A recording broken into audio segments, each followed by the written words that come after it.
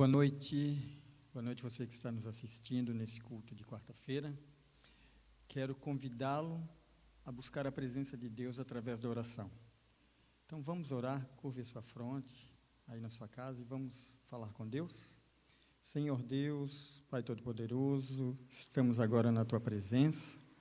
Certo, Senhor Deus, que Tu sonda o nosso coração e dirige os nossos passos. Quero pedir, Senhor Deus, que Tu ouve o nosso clamor, atenda conforme a Tua santa vontade. Primeiramente, perdoando os nossos pecados e derramando o Espírito Santo sobre cada um de nós. Porque nós fazemos essa oração confiados nos méritos de Cristo Jesus. Amém.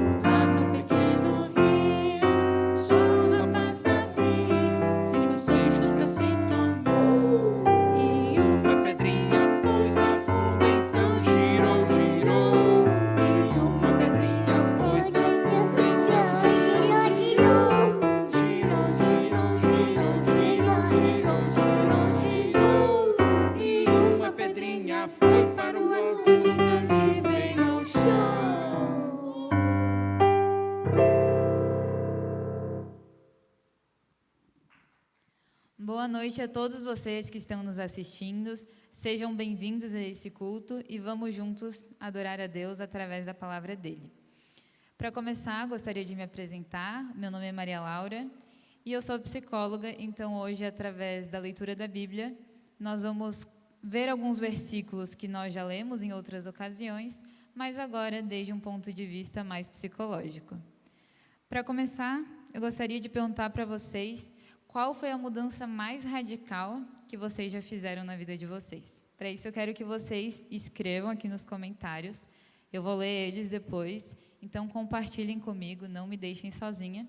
Bom, vou contar para vocês qual foi a mudança mais radical que eu realizei na minha vida. No meu caso, não foi um penteado novo, não foi uma cor de cabelo nova, mas a mudança foi ir estudar em outro país. Assim que terminei o ensino médio, eu decidi estudar psicologia na Argentina. Embora já conhecesse um pouco dessa cultura vivendo na minha casa, agora eu teria que realmente falar outro idioma, me relacionar com pessoas que falariam outro idioma, que têm um senso de humor totalmente diferente do meu, que comem diferente de mim. E foi um desafio enorme e eu decidi me jogar de cabeça. E toda essa adaptação me faz pensar em como poderia ter efeitos diferentes dependendo do quanto eu me adaptasse a essa situação. E é isso que tem a ver com saúde, especialmente saúde mental. Saúde mental, que é o que eu gostaria de trazer hoje para a gente conversar um pouco desde o ponto de vista da Bíblia, é um termo que tem circulado cada vez mais nas redes sociais, nos meios acadêmicos, e você pode se perguntar, afinal de contas, o que é saúde mental? Tanta gente fala tanta coisa, em quem que eu vou confiar? Bem, uma definição que eu gosto e bem que resume tudo isso é que a saúde mental nada mais é do que uma pessoa que possui bem-estar e, através desse bem-estar, vai conseguir se realizar pessoalmente, vai conseguir lidar com o estresse da vida cotidiana de maneira mais fácil e, consequentemente, vai conseguir contribuir com a comunidade que ela está. Então, a presença do bem-estar é fundamental na vida de uma pessoa. Não sei se você já cruzou com alguém por aí que está meio mal resolvida na vida, que sente que tudo vai mal. A pessoa realmente anda estressada e você vê que claramente essa pessoa não está com uma boa saúde mental. E um dos fatores que influencia muito na saúde mental de uma pessoa é a capacidade de adaptação. Como eu comentei com vocês, eu tive um processo de adaptação que foi super marcante na minha vida e provavelmente você tenha tido algum também, mas a adaptação é uma coisa que a gente passa todos os dias. Às vezes em coisas simples, às vezes em coisas maiores, mas, por exemplo, em ocasiões que você precisou mudar de trabalho, você precisou se adaptar. Em ocasiões que talvez você foi cozinhar e saiu com menos sal, você precisou adaptar depois colocando mais sal. Talvez quando nasce um bebê na família, toda a família se reestrutura para se adaptar e receber esse novo membro. Então, a adaptação é algo que a gente está super acostumado e agora entender esse termo e esse conceito através da Bíblia vai trazer uma luz mais importante para a gente. Eu gostaria que vocês lessem e abram as suas Bíblias, aí na casa de vocês, Filipenses 4, do 11 ao 14, que diz assim: Não estou dizendo isso porque esteja necessitado, pois aprendi a adaptar-me a toda e qualquer circunstância. Sei o que é passar necessidade e sei o que é ter fartura. Aprendi o segredo de viver contente em toda e qualquer situação. Seja bem alimentado, seja com fome, tendo muito ou passando necessidade. Tudo posso naquele que me fortalece. Apesar disso, vocês fizeram bem em participar de minhas tribulações. Aqui nesse texto, toda a história que tem por trás é que Paulo estava preso depois de ter feito algumas de suas muitas viagens missionárias. E aqui ele está agradecendo aos irmãos da igreja que se juntaram para levar para ele comida, abrigo, já que as prisões naquele momento não forneciam essas necessidades básicas. Então, ele estava agradecido não só por ter esses suprimentos, mas pelo ato de que pessoas que amavam ele, irmãos da fé, puderam abraçar ele mesmo distante. Então, aqui ele fala sobre a adaptação que ele precisou ter em diferentes contextos. Ele falou que se as pessoas não tivessem levado alimento para eles, ele já estaria acostumado porque em outras ocasiões ele passou já fome e necessidade. Porém, em outros momentos ele também já teve fartura e nem por isso agora ele estava se queixando. Então, durante a jornada dele de missão, ele precisou se adaptar a pessoas que tinham muito dinheiro, pessoas que talvez se vestissem muito melhor do que ele, precisou se adaptar a pessoas muito mais simples, pessoas que talvez nem sequer tinham um copo d'água para dar para ele. E através de todas essas pessoas, ele pôde espalhar o Evangelho e muitas pessoas passaram a conhecer a Cristo por causa dele. Então, ele fala que o segredo dele, ali no verso 13, até um versículo muito conhecido que a gente vê em carros, em cartazes, tudo posso naquele que me fortalece. Esse foi o segredo para que ele realmente conseguisse se adaptar, apesar das situações adversas que ele passou. E acho interessante comentar com vocês que o que a psicologia considera como adaptação. Consideramos que a psicologia é uma das capacidades vitais que o ser humano tem. A gente está em constante mudança, seja em mudança no nosso corpo, mudança com a nossa vizinhança, que quem sabe vai trocando de tempos em tempos, mudança dos nossos amigos, enfim, são muitas as circunstâncias que vão mudando e a gente vai se adaptando. E a adaptação é uma estratégia de sobrevivência. Afinal de contas, se você fica sem trabalho, você precisa arranjar outro, você se adapta, porque senão você não vai ter dinheiro e, consequentemente, não vai ter comida.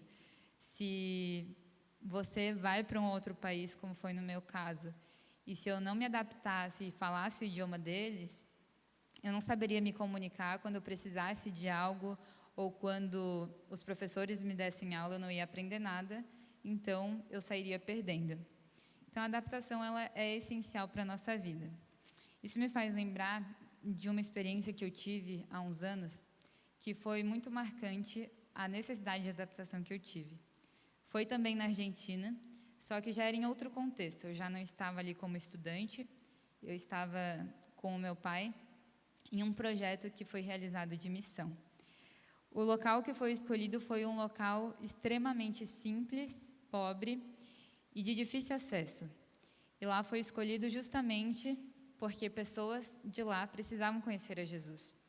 E sem saber muito sobre esse lugar, a gente foi, eu pelo menos não sabia, a gente foi e a gente ia dar o melhor que a gente pudesse para falar de Jesus. Mas, chegando lá, os métodos de evangelismo foram totalmente diferentes ao que eu imaginava. Em outras ocasiões aqui, no Brasil, na minha região, na nossa região, sempre que a gente ia falar com o público, a gente falava que fazia parte de um projeto social e dessa maneira é a maneira que a gente consegue chegar mais facilmente nas pessoas. Porém, lá foi nos dito que a gente precisava chegar e diretamente dizer: olha, eu sou da Igreja Adventista, sou missionário e quero falar de Jesus para você. A princípio eu fiquei meio descrente, eu achei, não, isso aí não vai funcionar. Mas funcionou. E em algumas partes da comunidade eram cheias de tribos indígenas. Eram pessoas que muitas não falavam nem sequer o espanhol, pessoas que moram em moradias diferentes, que as roupas que têm são apenas de doações, que o banheiro é apenas um buraco. E em toda essa situação, não pela pobreza e não pela diferença que tem da nossa realidade, é que a prioridade dessas pessoas estava em Deus. Essas pessoas não criam no mesmo Deus que nós, não adoravam a Deus da mesma maneira que nós adoramos, mas em meio a várias casinhas feitas de barro, havia apenas uma construção de tijolo, que nos comentaram que era uma construção que há 10 anos estava sendo feita. Não estava concluída, tinha apenas as paredes do lado, mas não tinha teto, era só as paredes realmente que tinha. E nos comentaram que ali era para ser uma igreja e que eles continuariam construindo tijolinho por tijolinho até que fosse concluída, porque essa era a prioridade deles. E a gente chegou também a presenciar uma das cerimônias religiosas deles, totalmente diferente ao que a gente tem aqui na nossa realidade. Eles usavam roupas coloridas, com muitas tiras coloridas, cantavam, dançavam, crianças, velhinhos, gente de todo tipo. E olhando toda essa situação, eu não deixava de me perguntar como a gente poderia falar de Deus para umas pessoas que vivem um mundo muito diferente, que creem de maneira diferente, que fazem as coisas do dia a dia de maneira diferente. E além de ficar preocupada em como eu poderia transmitir Jesus para elas, eu também fiquei me questionando o quanto elas absorveriam do Evangelho. E nisso tudo, hoje eu reconheço a soberba que eu tive de pensar, nossa, a vida inteira eu estou na igreja, vejo muitos sermões, pessoas estudadas, leio livros, recebo instruções de várias pessoas mais experientes. Como será que essas pessoas vão chegar a ter o grau de instrução que a gente tem? Como elas vão chegar a conhecer a Cristo da maneira que a gente conhece, conhecendo talvez um contexto histórico e tantas outras coisas que às vezes eu priorizei. E eu estava muito inquieta com essa situação e decidi conversar com o pastor local. Ele era um pastor que trabalhava há muitos anos com as tribos indígenas, então ele estava muito mais acostumado. E ele viu toda a minha inquietação e falou simplesmente assim: qual que é a essência do Evangelho? Pregue isso. E depois ele me deu algumas outras dicas que foram super importantes para que eu pudesse comunicar Jesus de alguma maneira. Ele nos instruiu, a mim e também todo o grupo, sobre os comportamentos que a gente poderia ou não ter.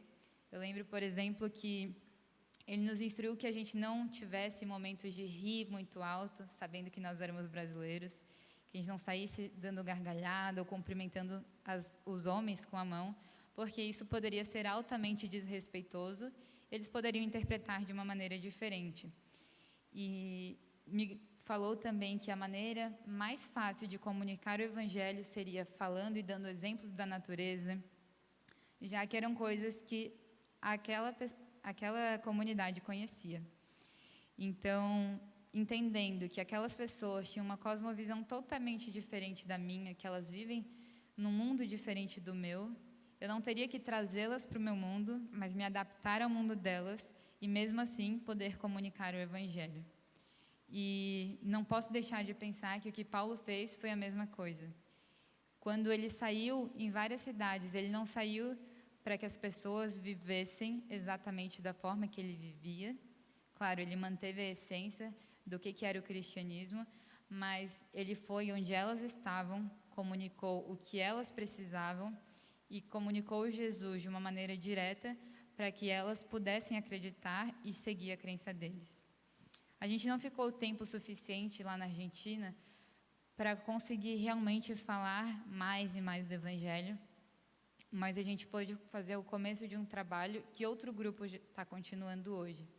E eu não posso deixar também de pensar que aqui na nossa realidade, aqui em Blumenau, a gente pode também entrar em contato com pessoas que vão crer de maneira diferente, que nunca entraram numa igreja, que nem sequer creem em Deus, e nós também precisamos nos adequar a elas, não para viver como elas, mas para comunicar Cristo a elas, comunicar salvação.